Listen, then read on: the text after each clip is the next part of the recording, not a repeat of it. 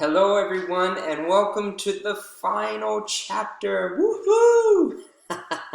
You've made it to the final chapter of ESL 65 Pronunciation and Conversation, Chapter 14, having to do with thought groups. This is a very brief chapter and a concept similar to the one that we saw in the previous chapter that you guys are already familiar with.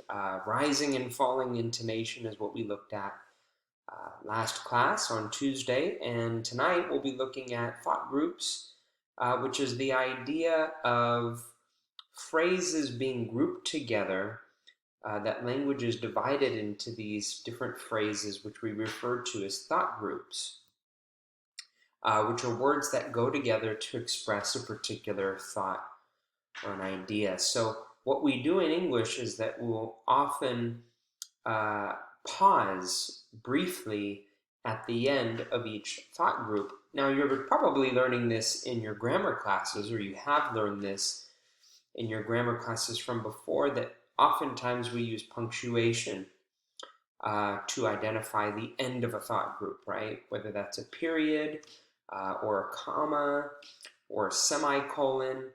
Punctuation is what we often use in English, but sometimes there isn't punctuation between the end of a thought group, and the beginning of another thought group. So for this chapter, we're going to continue that conversation. What exactly is a thought group? How can we identify thought groups? And then how can thought groups help listeners understand meaning? I think a lot of times the desire in English is to just, we want to go for speed, right? We think of fluency as just being able to read really fast. The students that I tutor students actually in Korea, middle and high school students, and they want to read really fast, right? Well, that doesn't necessarily indicate fluency. For fluency, to make you sound more fluent in English, I would actually argue the opposite, that we need to be able to recognize thought groups and give people an opportunity to digest what you're saying, right? And pause between those thought groups. That's going to make it easier for you to understand people if the people that are speaking to you use thought groups effectively or pronounce thought groups effectively. But for you and your goal of wanting to be better understood when you speak English, it's important for you to pause between thought groups. And don't think that you're speaking too slowly or what have you. It really does help native speakers and non-native speakers alike. It's a common tool that we use in the Spanish-speaking community. So let's go ahead and do a little warm-up together. We're going to do exercises 1, 2, and 3 on pages 111 and 112.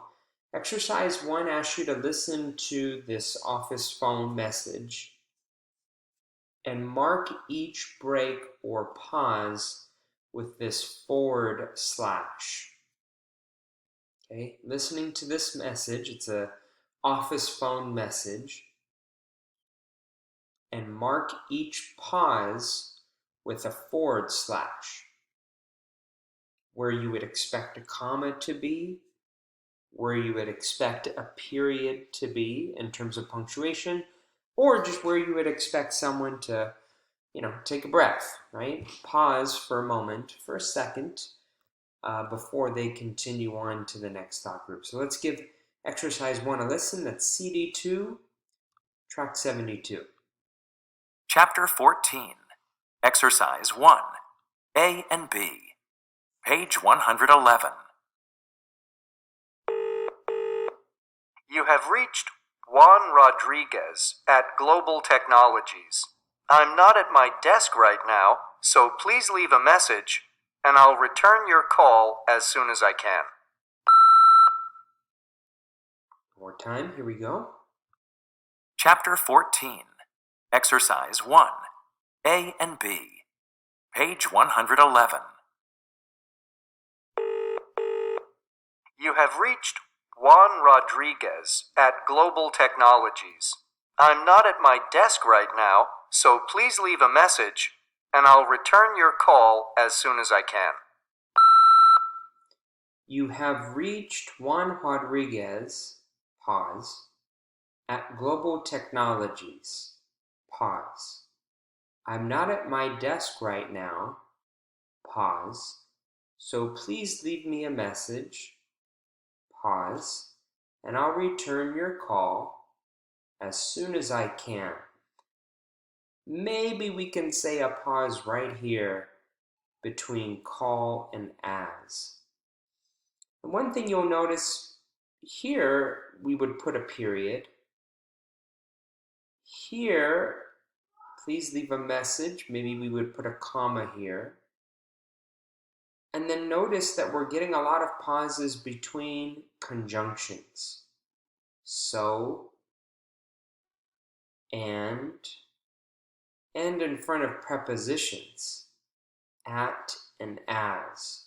So those can be clues as well as to when a thought group ends and another thought group begins. Where you want to pause exactly, punctuation, commas and periods, and then also in between, or in front of, rather, conjunctions.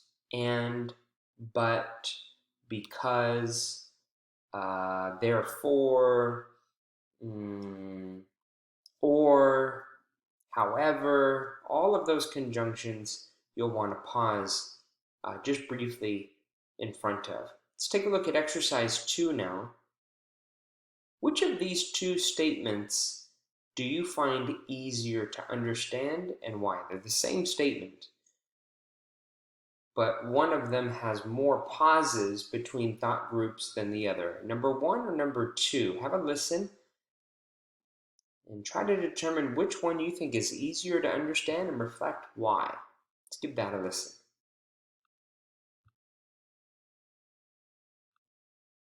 Exercise 2A, page 111.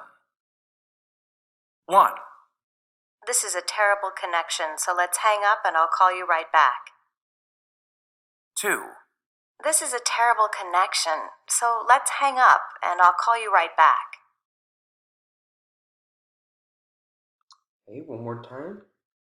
Exercise 2A, page 111. 1, This is a terrible connection, so let's hang up and I'll call you right back. 2, This is a terrible connection, so let's hang up and I'll call you right back. This is a terrible connection, so let's hang up and I'll call you right back.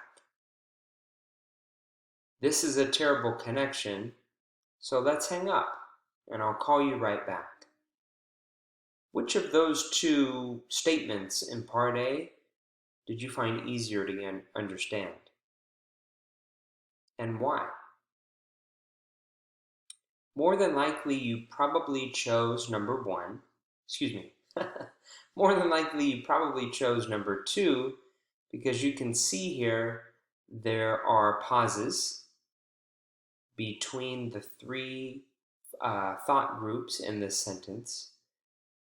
Because we have pauses, we can hear the intonation, the rising intonation in word stress, these stressed vowel sounds in the focus words of each of those thought groups. We can hear them more clearly because they're stressed, right? The vowel sound is louder in the focus word. And so this is what we're talking about by the use of thought groups, how thought groups help listeners understand meaning.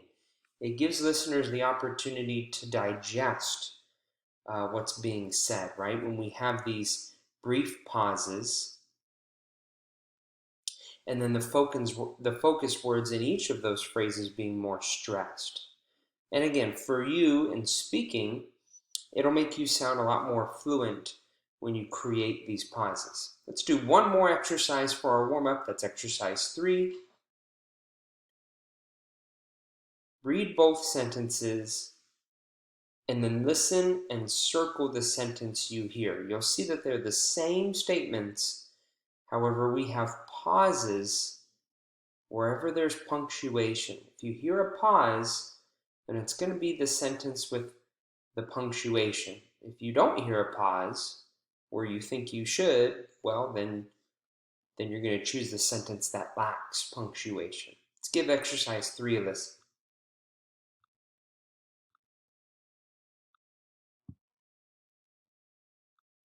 Exercise 3A, page 112.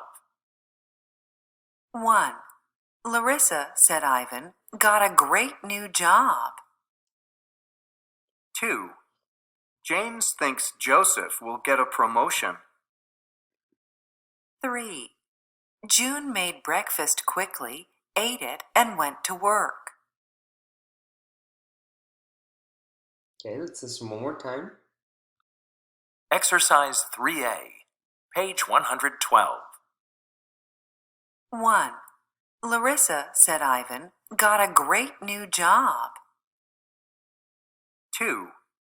James thinks Joseph will get a promotion. 3. June made breakfast quickly, ate it, and went to work. Let's hear 3 one more time, because 3 has a lot of punctuation there. Here's number 3 one more time. Made breakfast quickly, ate it, and Promotion. 3. June made breakfast quickly, ate it, and went to work. Okay, number 1. Larissa, said Ivan, got a great new job.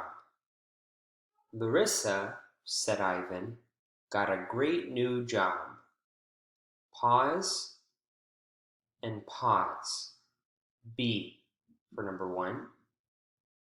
For number 2, James thinks Joseph will get a promotion. James thinks Joseph will get a promotion. That's A. If it were B, it would be James thinks Joseph will get a promotion. Change in intonation, right? When we have different focus groups, we have that change in intonation. When we have different thought groups, we have a change in intonation to emphasize the focus word in each phrase. If there's not a lot of change in intonation, that means that there's really one focus word and it's being treated as all one thought group. So 2 is a little tricky, but I think the correct answer for that one is A. And lastly, for number 3, June made breakfast, quickly ate it, and went to work. June made breakfast, quickly ate it, and went to work. Pause here between breakfast and quickly, and then another pause here between it and.